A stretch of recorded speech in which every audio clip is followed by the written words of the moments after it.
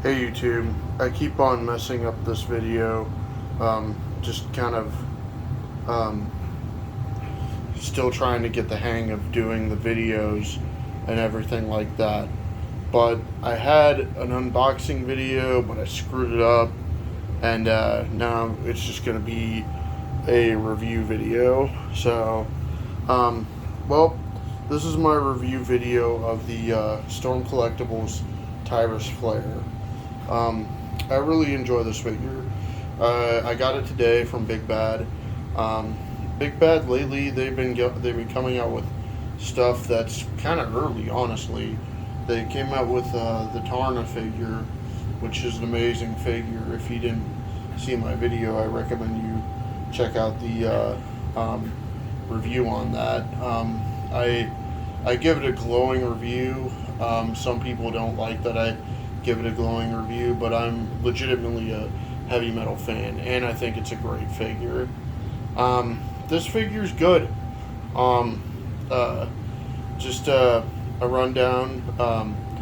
This is her accessories right here. It comes with a two-part wig.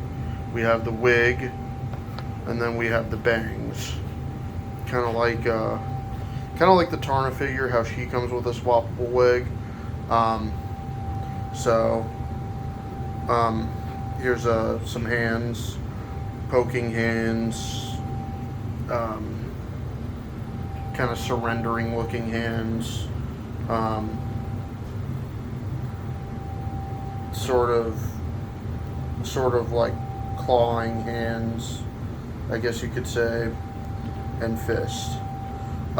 In the video, I don't have it displayed on her, but like in the video, I mentioned how these fists, I think, are a little too small for her. And I said like the thing is like when sculpting female figures or drawing females, I think us as guys, we just have a habit of over exaggerating how small women's features are, and hands and feet are probably one of those things where we kind of tend to think that they're too small than what they actually are. This figure is by no means as bad as the DC Universe Power Girl. That figure was absolutely terrible. But with her fist, unfortunately, if I put her fist on there, it kind of suffers from a similar issue. I guess I could do that right now. There you can see this fist. I don't know if you guys can see what I'm talking about, but her fists are extremely small.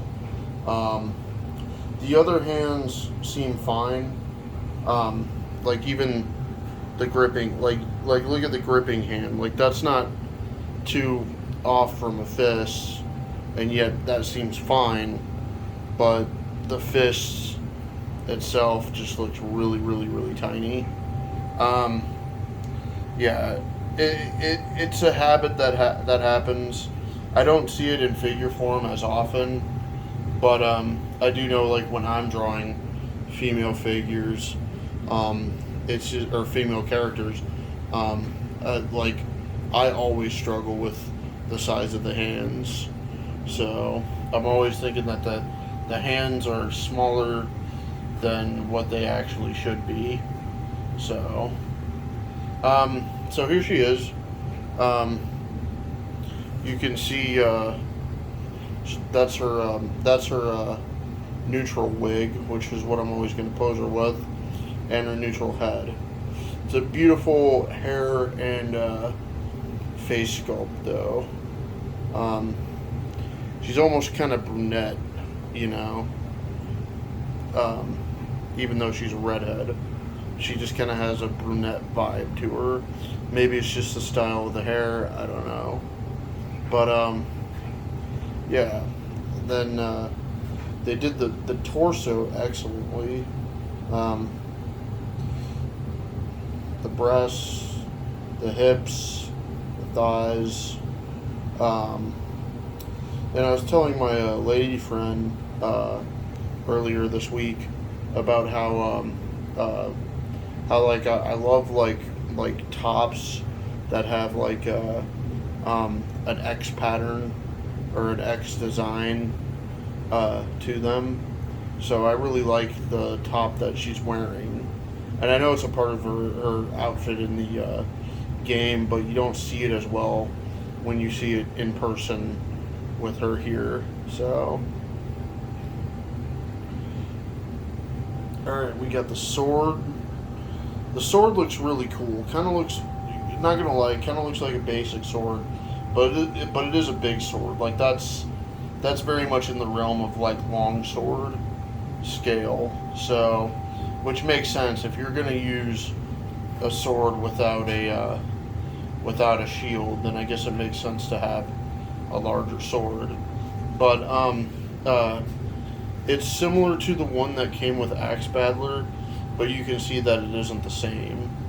The hilt is completely different, and I think the blade is longer. Both swords have this same kind of Celtic motif on their blades, but I'm pretty sure that this sword is longer. I have Axe Battler, I just don't want to bring him out because he's displayed and surrounded by figures that I would have to crawl to get to him. Here's her from the back. Here's another gripe of mine with her though.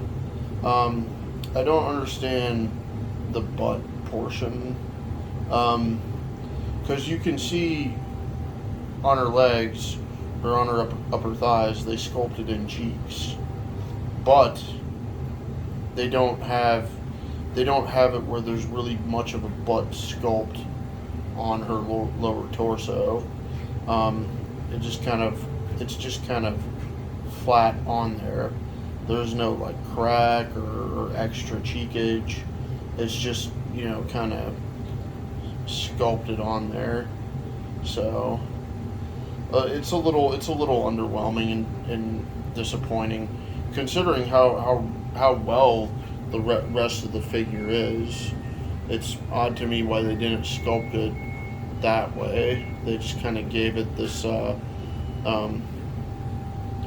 really kind of it kind of reminds me of a Masters of the Universe Origins figure, how the butt is sculpted, where there's just no detail in it.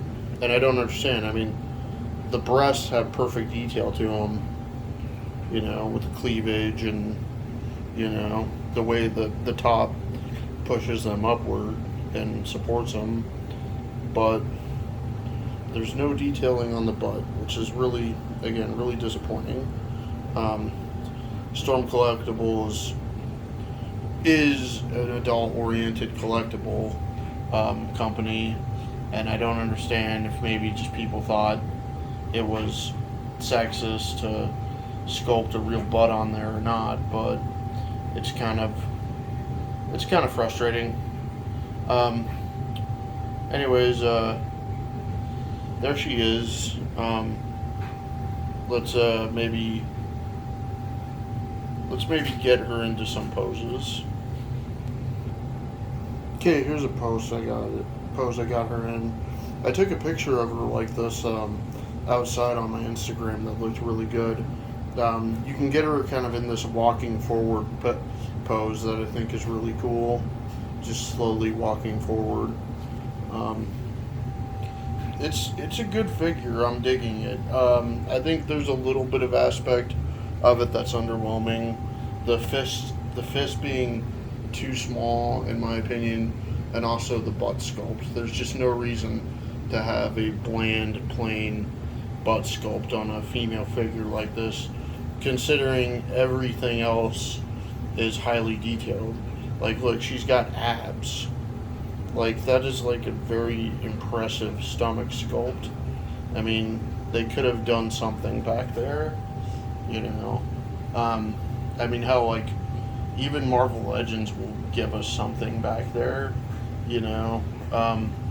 They're not like completely adverse to that, even if a woman doesn't even have that much of a butt. So, alright, let's do some comparisons. I just realized this. I did this on the last video. Before we get into the comparisons, I need to go over the dragon. Okay, so the dragon is really cool. If you're familiar with the Axe Battler dragon, it's basically the same thing, just in a completely different color. My only gripe about it is just that, like, I don't think they should have given the stirrups and the saddle the same green hue as his claws and his underbelly. I think they should have made that brown. On Axe Battler's dragon, they actually make his dragon have brown as the saddle and the stirrups. So I don't know why they did that for this one. Just seems kind of lazy that they did, but you know, still a great sculpt. And this one comes with something as well. I keep on forgetting, but it comes with this flame effect. It's pretty neat. Alright, now let's move on to the comparisons. Okay, here's a comparison. Here she is alongside Masters of the Universe Classics Dora and She-Spawn. So she's going to be a little taller than your Masters of the Universe Classics figures or your Mythic Legions figures, but I think maybe as like a one-off character, much like with Axe Battler, she should be able to fit right in.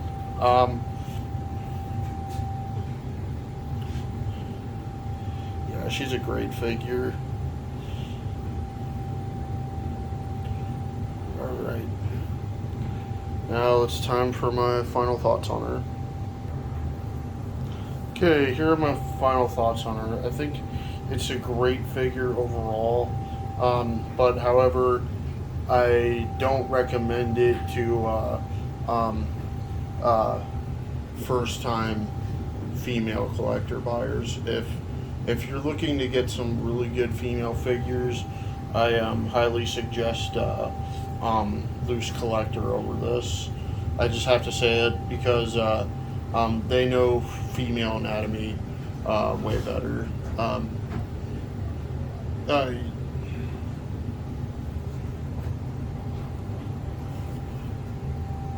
Okay, so yeah, it's a great figure. I don't recommend it for first timers, but if you're into fantasy and all that stuff, then I definitely recommend this for you. Just remember to like, comment, and subscribe.